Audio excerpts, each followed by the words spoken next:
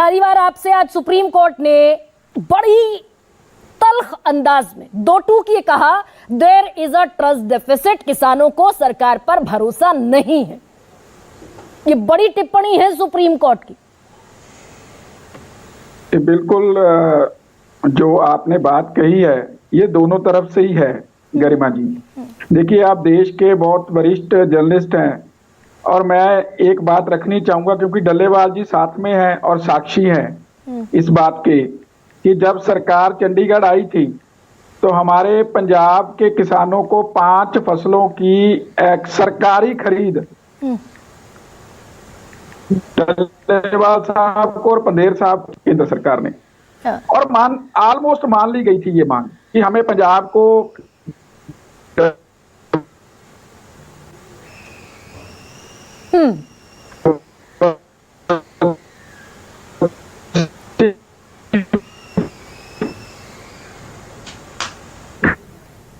कुलदीप, मैं एक बार दोबारा लौटूंगी आपके पास। आपकी आवाज दरअसल फ्रीज हो रही है।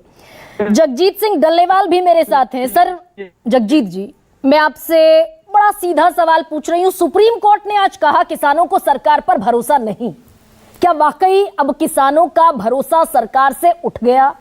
ये पूरा सत्य है या आधा सच है? देखिए, बड़ा स्पष्ट है। अगर इस सरकार का कार्यकाल जितना है उस पर ध्यान देंगे तो जितने सरकार ने आज तक हमारे देश के लोगों के साथ, खास तौर पर किसानों के साथ वायदे किए, कमिटमेंट्स किए, किसी भी वायदे को पूरा नहीं किया, किसी कमिटमेंट को पूरा नहीं किया। जो अब हम आंदोलन कर रहे हैं, जिस बात को लेकर अब हम बॉर्डरों पे बैठे हैं, दिल्ली आना चाह रहे थे, ये कोई नई डिमांड्स नहीं है। ये भी सब के सब हमारे साथ किए हुए वायदे हैं, कमिटमेंट्स हैं। और वो कमिटमेंट्स जिसमें उन्होंने कहा कि हम डॉक्टर स्वामीनाथन की रिपोर्ट के साथ के हिसाब से एमएसपी तय करेंगे, एमएसपी गारंटी कानून देंगे। और इन्हीं की, जब ये गुजरात के मुख्यमंत्री थे, इन्हीं के हाथ की वो एक रिपोर्ट पड़ी है सरकार के पास, जिसमें ये कहा कि एमएसपी की गारंटी देनी चाहिए किसान को। और उसके आगे जाकर इन्होंने यहाँ तक कह दिया लोगों को कि हम आपका कर्ज माफ़ करेंगे। उससे आगे भी ये कह दिया कि हर एक व्यक्ति के अकाउंट में 15-15 लाख रुपए आएंगे। जितना कुछ कहा, नौकरियां कहा कि सर्विस और देंगे, नौकरियां देंगे नौजवानों को, बेरोजगार नहीं रहने देंगे किसी को। किसी भी वायदे के ऊपर आज तक सरकार ने वो अपना काम नहीं किया, उसको पूरा नहीं किया। अगर वो पूरा नहीं किया, दूसरी बात मैं और कहने चाह रहा हूँ कि जो विश्वास की कमी की बात आ रही है, देखिए पार्लियामेंट में पिछले दिन ही एग्रीकल्चर मिनिस्टर क्या बोलते हैं, सवाल उठता है कि आप एमएसपी की गारंटी का कानून क्यों नहीं दे रहे।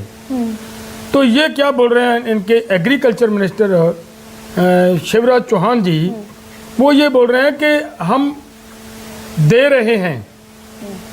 यहाँ तक बोल दिया कि डॉक्टर स्वामीनाथन के फार्मूले के अनुसार दे रहे हैं। और ये भी बोल दिया कि एमएसपी, जो इन्होंने एमएसपी अनाउंस की कुछ पैसे बढ़ाकर, उसको ये पेश किया, इस तरीके से पेश किया कि हम एमएसपी की गारंटी का कानून दे रहे हैं, देने की बात कर रहे हैं। तो बड़ा प्रचार किया गया उस बात का। तो उस बात से ये एक तरह का मतलब माहौल बन रहा है, सभी लोगों के अंदर ये बन रहा है, केवल किसानों के, फार्मर्स के अंदर नहीं बन रहा, सभी के अंदर ये बन रहा है कि इनकी कहने की बात कुछ और है, करने की बात कुछ और है। जब कहने और करने की बात में डिफरेंस होगा तो फिर विश्वास कहाँ रहेगा। अभी इन्होंने कहा, आपने बात कही कि उन्होंने कहा कि हमने जो किसानों को इस बजट के अंदर, ये बजट ही किसानों के लिए है, यहाँ तक की बात कही। हाँ, ये प्रधानमंत्री मोदी ने कहा। हाँ, पूरा फोकस किसानों पर, फोकस किसानों पर है। लेकिन इसमें बात क्या है, पिछली बार से अब आपके कहने के अनुसार 26,000 करोड़ रुपया बढ़ाकर बजट आया। ये बहुत बड़ी बात है, इसको बताएंगे भी, बहुत तरह का बयानबाजी होगी। लेकिन वास्तव में क्या है, दिया है देश के किसान को 26,000 करोड़ रुपया बढ़ाकर बजट देने की बात की है। लेकिन जो सीधा किसान की जेब से निकलना है, जो मिलता था उसके ऊपर जो कट लगाया गया, वो जो सब्सिडी मिल रही थी हमें खादों के ऊपर, हमें फर्टिलाइजर के ऊपर जो सब्सिडी मिल रही थी, उसमें से इन्होंने लगभग 53,122 करोड़ रुपए की कट लगा दी। अब बताएं, किसान को दिया है या किसान को जो पहले दिया जा रहा था उसको भी निकाल लिया किसान की जेब से? तो ऐसा एक नहीं है। और इसके साथ तो अभी जगजीत जी, जो सुप्रीम कोर्ट ने आज कहा वो पूरा सच है? फिर जितनी बातें आप बता रहे हैं कि अब किसानों को सरकार पर भरोसा नहीं, ये आप कह रहे हैं? देखिए, मैं केवल किसानों की बात नहीं, मैं एक बात और भी कहनी चाह रहा हूँ।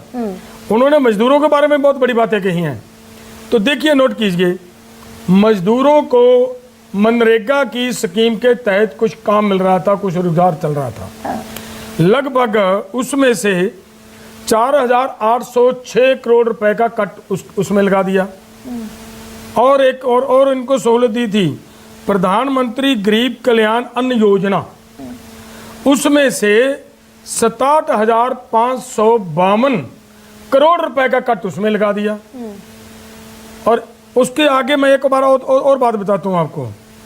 जो प्रधानमंत्री सेहत एंड शिक्षा योजना चल रही थी, जिससे हॉस्पिटल बनते थे, मेडिकल कॉलेज बनने थे, और उसके ऊपर भी इन्होंने 5,318 करोड़ का कट लगा दिया। और जो सरकारी हॉस्पिटल बनेगा वहाँ गरीब किसान या मजदूर जाएगा। जो सरकारी कॉलेज बनेगा, मेडिकल कॉलेज बनेगा, और उसमें अगर किसी बच्चे को एडमिशन मिलेगी, गरीब किसान और मजदूर के बच्चे को सिर्फ वहीं जाकर गरीब किसान और मजदूर का बच्चा पढ़ सकता है। नहीं, लेकिन ठीक है जगजीत जी, ये सारी चीजें आपकी अपनी जगह दुरुस्त है, लेकिन आज मुलाकात हुई आपकी राहुल गांधी से, क्या कहा राहुल गांधी? देखिए, राहुल गांधी जी की मैं जो बात कहूँ, हम ये मत कहें कि केवल राहुल गांधी। अच्छा, हमारी जो मीटिंग हुई है वो विपक्ष दल के नेता के साथ हुई है। उन्होंने पिछले समय जब चुनाव का दौर चल रहा था, अपने चोन मैनिफेस्टो के अंदर ये बात कही कि हम किसानों को एमएसपी की गारंटी का कानून देंगे, हम डॉक्टर स्वामीनाथन के फार्मूले अनुसार C2+50 के हिसाब से फसलों का भाव देंगे, और उन्होंने ये भी कहा कि किसानों की कर्ज मुक्ति करेंगे। ये सब बातें उन्होंने कही। और आज सेशन चल रहा है, हम आंदोलन के रास्ते पे चले हुए हैं, और हमने पिछले समय से लगातार सभी विपक्ष के नेताओं को, सभी विपक्ष के जितने भी MP साहबान थे, उन सबको मेमोरेंडम हैंड ओवर किया कि भाई ये हमारी बात है, इसको रखें वहाँ पे। और हमें देखिए, सरकार उनकी नहीं बनी विपक्ष की, वो अगर सरकार बनती तो उसके ऊपर ये बात थी कि आप भाई इसको लेकर आओ, लेकिन अगर सरकार आपकी नहीं बनी तो आप कम से कम इस बात के ऊपर, इस मसले के ऊपर प्राइवेट मेंबर बिल तो ला सकते हो। प्राइवेट, हाँ ठीक है, तो वो प्राइवेट मेंबर बिल पर जो बात है कि लेकर आए विपक्ष का कोई भी सांसद, प्राइवेट मेंबर बिल दरअसल विपक्ष के, सत्ता पक्ष के कोई भी मेंबर ऑफ पार्लियामेंट ला सकता है, सिवाय वो जो मंत्रिमंडल का हिस्सा नहीं है। कुलदीप सिंह